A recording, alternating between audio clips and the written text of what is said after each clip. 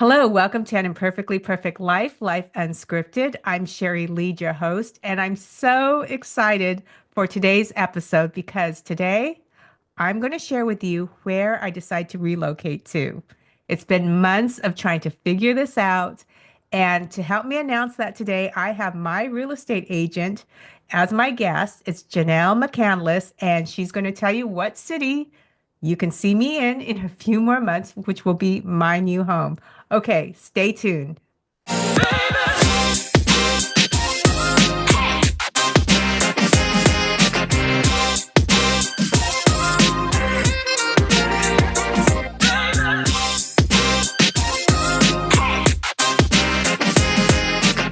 Okay, so I'm so excited because today I'm going to reveal where I decide to move to. And as you know, this has been no easy task. It came down to looking really kind of fairly closely at how many cities? Maybe four cities. And I traveled to all four actually to check them out and to look at this. So here's my criteria. Everyone asks me, well, what are you looking for and why would you leave beautiful Seattle? Well, first of all, the cost of living here in Seattle, we are ranked in the top 10 for cost of living. And I've lived here all of my life, except for 2 school years in college. I've lived here all of my life. And when I traveled the US in 2023, I realized one, so many different places can easily feel like home if I'm intentional about it. And two, the cost of living is so much better around the country. So my cities I looked at were, and here's my criteria first. I was looking for a place that has a good speaker community, a place that brings in conferences, has associations, places where I would have the opportunity to professionally speak. Also, that had a strong community that supported professional speakers. So that was one. Two, to be by a good airport, so it'd be easy for travel.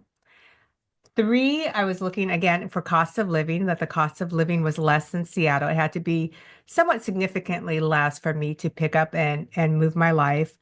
And four, I was looking for a place because I figured I need to get a social life. So I was looking for a place that had single or has single men who are in their 50s and 60s that are educated, successful, and possibly interested in, well, maybe remarriage. So that was my criteria. And my cities were um, Henderson, Nevada, Scottsdale, Arizona, Dallas, Texas, and Denver, Colorado. And I have today on this podcast my real estate agent that I decide to work with, who's from and lives and works in the place that I decide to move to. And I will let her introduce herself and tell you exactly where we're looking at.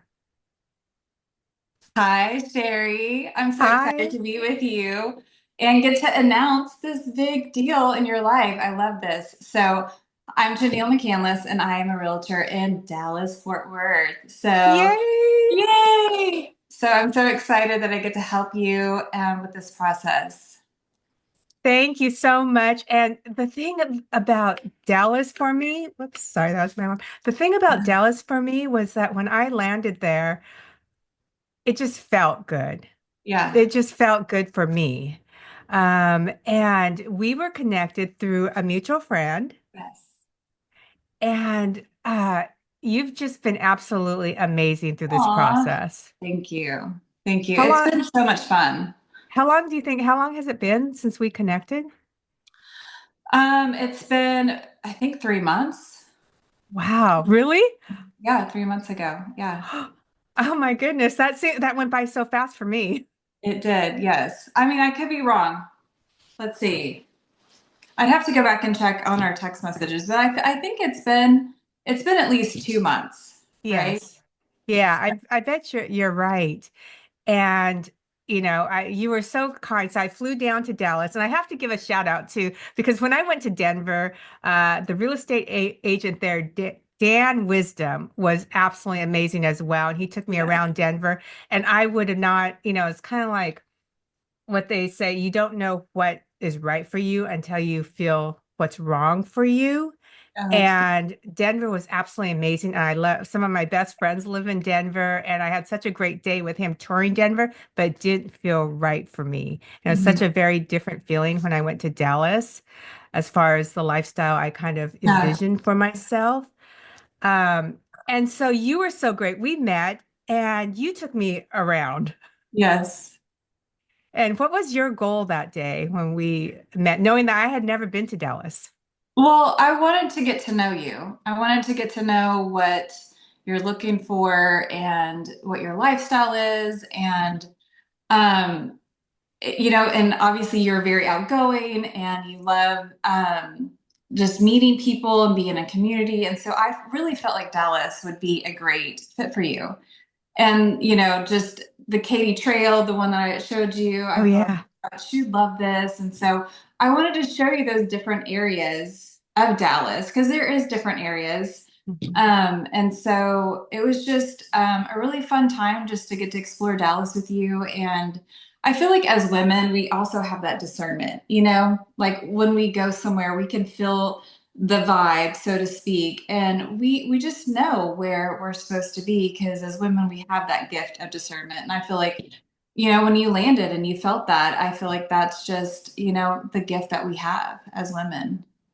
Yeah. And so as we went around to different houses and different neighborhoods, were you able to get a sense of more kind of how to, I guess, advise me and lead me through this area? It's one thing if you've lived in the area for a long time, you kind of know the pockets and the neighborhoods that you're attracted to, but coming in from Seattle, and it's a very different culture as well, the South versus the Pacific Northwest.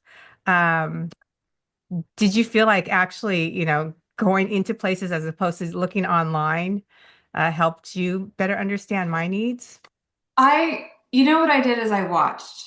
I Mm. watched you. I watched how when we walked into different houses, I watched your posture and how you were responding to the house. And I knew immediately. I was like, okay, she doesn't like this house. Like I just knew. Like I could feel, I watched your facial expressions and because there's that one that we walked through and I was like, you just lit up. You were excited. You were talking about how you could see your dogs in the backyard and just, entertaining your guest in this kitchen. And, so you can see, and then that makes me understand what you're looking for. So then I have this mental note, okay, this is the kind of house that she wants, the layout, the backyard, the community. So I watch. Do Yeah. you sometimes feel that, and I'm just asking from a personal standpoint, because the Yeah. nice thing of having this many months, and you've been so great at sending me homes on a regular basis. You put me Yeah. through in your system, so I'm getting these homes based on the criteria I've shared with you.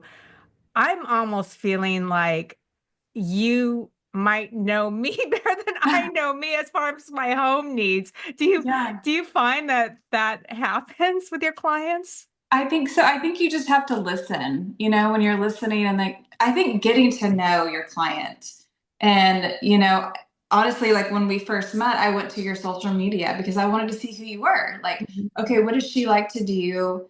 And I think just getting to know them so that they feel like they're a good fit for that house and that community and that neighborhood. And so, yeah, I think it's really important to get to know your clients. And this is a just moving in general, not even moving from another state, just moving in general. It's one of my least favorite things to do. Yeah. Although oddly, I'm really excited about this one. Oh, good. But Good. historically, like when I had to move out my the house that we sold our house in 36 hours when we went Oh through the my goodness. divorce, yeah, process, and I had to find a new house, and it absolutely was one of the worst days of my life having to move, just the physical exhaustion of it, Yeah. emotions involved. And granted, it was a different situation, Yeah. but even moving into that house, before from our old family home was a very stressful and tiring situation. So, how do you help your clients manage that stress going through this process? There, it's it is a very stress. I mean, it's one of the most stressful processes Mhm. that anybody can go through. And so, but I love I love being that support for my clients.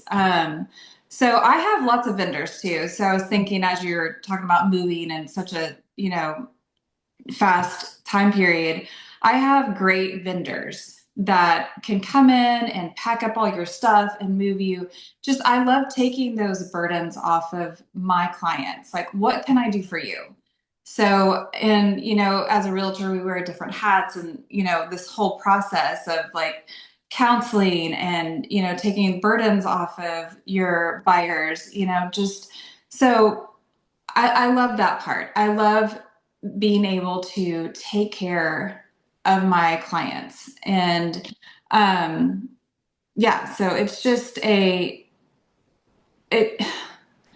it's probably one of my favorite parts. It's one of my favorite parts being able to take off any stress, any burdens that they have, and whatever I can do. So it's, what do you need? Okay, you need some movers, you need someone to help you come pack. Okay, let me take care of that for you. I got that. Okay, you focus on whatever you need to focus on, and I will take that part off of your Wow. shoulders. So That's incredible because those are the things. So if you are in the Dallas area and you're working, if someone's working with you and they're kind of like, oh my goodness, I don't know where to start with this packing, you actually can recommend them to vendors you yeah. trust that will come in and pack for them. Yes. It's called a white glove service. So they can come in, they pack everything for you. I did that for one of my clients, that I helped her sell her house in Grapevine. And they came in and just took care of everything for her. Like she didn't have to pack anything. They labeled it. I mean, it was amazing. So yes, I work with great vendors. Wow. Okay. So what other, I have to ask you because I'm going to start looking up these vendors in my area. Yeah. What other types of vendors come in handy for somebody moving that you might refer your clients to? Obviously inspectors are Mm, huge. I work with a great inspector, Chris Rutan. He's amazing. He is just like, I feel like he's on my team. I don't mm. have an official team, but like my lender is on my team, my inspector is on my team, my title company, all of them, we all work together to accomplish closing on a house. And so my inspector is fantastic. He comes in and makes sure the house is, or just lets you know what's, going on in the house, what you need to fix. And he gives you this amazing report. It's detailed, it has pictures and um, just what he thinks that you need to like, hey, you have to fix this. This is a hazard, or this is something, you can do later, so he prioritizes what needs to be done. So inspectors are super important because you don't want to buy a house that is, a money pit that you Yeah. walk into and you have all these things that are going wrong and you already closed. Like you have to fix them, So I think absolutely inspectors are really important. Yeah, lenders, obviously, as you know, um, working with a good lender that's going to be, on top of things and great communication. Because sometimes you have to work fast in situations and you want to know that they're going to communicate with you quickly and effectively. And so lenders are huge too. And what can clients do to make your job easier, which in turn, gives them what they want? What can we do to help you help us? Yeah, no, I think getting pre-approved is huge, because the one thing I hate is when we go and look at houses and then they get pre-approved and then they're only pre-approved for 400,000 and we're over there looking at $600,000 homes. Mm, And it's yeah. really hard to go from 600,000 to 400, so it's disappointing. So I think getting pre-approved is really important just so that the price range you need to stay in and so you don't get disappointed. So just realistic expectations in that going and visiting the neighborhoods, if, obviously if you live in Texas, just driving around, taking a weekend and just drive Mm. neighborhoods and also at different times. Because if you have to drive into work, maybe Go at 5 o'clock, and see what the traffic's like, because you might not, that might be just, I would hate for them to close on a home and then every day they just hate the traffic, and then Mhm. they regret purchasing that house. So just doing like little things like that, I think help, well, not only help me, but help you, Mhm. to make sure that this is the right neighborhood, this is the right purchase for you long term. And what would you say? We're going to wrap up here, and I'm so excited. I can't wait to come Yeah. back and actually I show know. you. I'm Oh, excited I too. do. I know. I do want to comment on the issue with getting pre-approved because you Yeah. encouraged me to do that, even though I knew we were far out. And in my mind, I was thinking, oh, why am I doing this? We're so Yeah. far out from this, and they're going to run my credit report. I'm going to get a ding, Right. and then they're going to. And that was absolutely such good advice. I'm so glad I did it Yeah. and I'm glad I did it so far apart because as I told your lender, now I understand what I need to do to position myself even better than that first run. Because I run my business, through credit cards a lot of times to get mileage and points for all of my travel, for some of my expenses. And that shows up if I don't zero it out before the run. And so I wasn't paying attention when we ran that first time. And so now I have it calendared out, knowing when we're going to do this again. So that Hmm. debt to income ratio Correct. is absolutely as perfect as I could have it. And I wouldn't Right. have known to have that plan, and it would have been too late if I had done that right when I was ready to buy. And that could Correct. have made, he said it wouldn't have made just percentage wise, it seems like it doesn't make a big difference. But if you're talking about long-term mortgage, it's significant. Correct. Yes. Yeah. I always, and people are like, "Oh no, we'll wait," and I'm like, it's really important to just see, because sometimes people forget. They had this furniture they bought 10 years ago, and then they Yeah. forgot to pay it or something, and it's on there.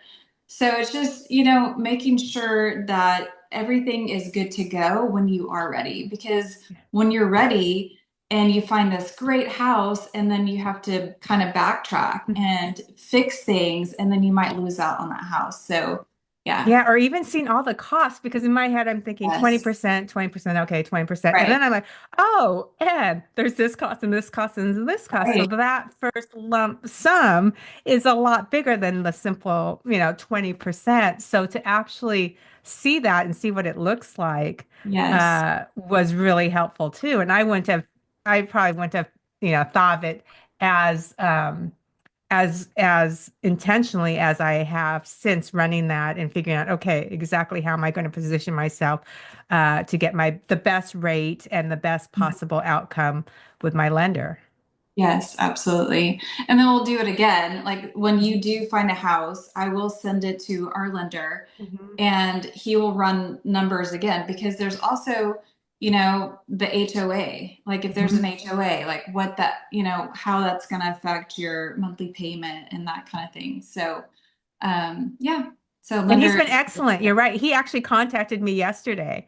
Oh, did he And he said, good? yeah, he said, we actually don't have to run it again. You were fine. We could just Yeah. update it. And I said, no, I'm going to make this so good. I want to run it again. It's going to be so good.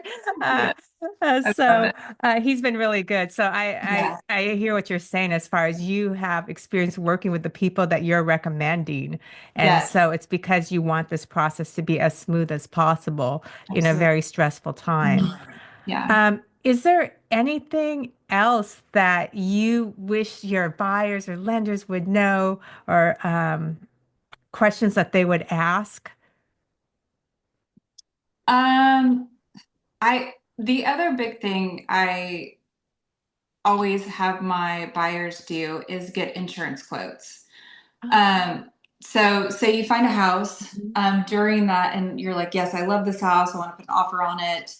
Um, I would definitely get a homeowner's insurance quote, because it could be in a flood zone. And Mhm. that means that's an extra, insurance on top of your homeowner's insurance. So I definitely getting insurance quotes during that time is important before you go and sign the contract, because that can make your monthly payment, increase. So, Thank you. Yes, yeah. and that's interesting you said that because you guys have been in storm season recently. And Yes. so I just looked up insurance yesterday and even housing materials because I've noticed so many Right. of your houses there are brick. Yes, they are. A- Yeah. And that's not true in Seattle. And I was thinking, wow, all these brick houses over here. Mhm. And it's because of the winds that Yes. so many of them are, brick and stone. And I looked up insurance rates, and a lot of times that makes a difference with what your house is constructed with when you're Yes. in a tornado zone, Yeah. if you have brick or Yeah. stucco, let's say. Right. So that's interesting that you just mentioned that because I Well, just looked that roofing, up. also roofs. Like I think in Texas, the roofs are that's something whenever we do a homeowner's inspection, is I always ask about the roof because we have so much hail. And like I just replaced my roof not too long ago because of hail damage. So That's not a but cheap replacement. A oh, it's roofer, not. No, it's like it's a very 30. I mean, expensive. obviously if you have insurance, but um yes, it is. So you also have to make sure that when you do purchase a house that the roof is insurable and that they took care of the previous homeowners that they actually did replace the roof because there are some people that will just take the money and not replace the roof. And so that's why the inspectors are just another, key important thing in the process to make sure that the roof is insurable. So, What's the average yeah. closing rate, meaning time, assuming that there aren't any big surprises? The typical average someone could expect? Say that one more time. Sorry. Yeah. It, What's the typical average between offer and acceptance and closing, assuming that there are no surprises in the process? so the timeline. So, putting in the offer and, hopefully the seller will, respond quickly. So hopefully that day they'll respond. We'll go under contract, sign all the forms, and then we do an option period. And so you get to pick the days. Usually I see 5 to 10 days, and it just depends on the house. If it's a big property and there's, several acres, 10 to 20 acres, obviously the inspection or option period time is going to be longer because that's it's just a bigger property, but usually it's like 5 to 7 days. We come in and I have the inspector come in hopefully that next day, and we'll get the inspection report back that day. We'll go over if there are repairs that need to be done and look at that, if we're going to do the repairs or have them do it. So it's usually about, I would say, depending on close date and if you're cash or, if you have a loan, it's about 30 to 45 days Mm. process of closing. So, yeah. Good. I could be there before the holidays. Yes, I know. I'm excited. So, well, thank you so much. Yes. This has been helpful, and it's so exciting to be able to announce my next step with you. I know. I'm so And honored to be part. yeah, and now I feel we're friends, Yes. and I have now three friends, three good Yes. friends in the Dallas, Texas area, Dallas Fort Worth area. And I'm looking forward to making more as I go there and create community. Oh, I know that you will. I know that you will. You're amazing. So I look forward to seeing you soon. Yes, in a couple months we'll go shopping. I know. I'm excited. All right, thanks so much. Yes. Thank you. Take care. And that's a wrap. Thank you so much for tuning in this week. All of Janelle's information is in the show notes, her contact information. My information, how you can contact me, along with an online course I offer, my book, Table for 51, the latest book, how to purchase it. And have a great Memorial Day weekend. Please like, follow, and share, and follow along on this journey as I start heading and packing up and easing towards moving over to Dallas. Take care. Bye.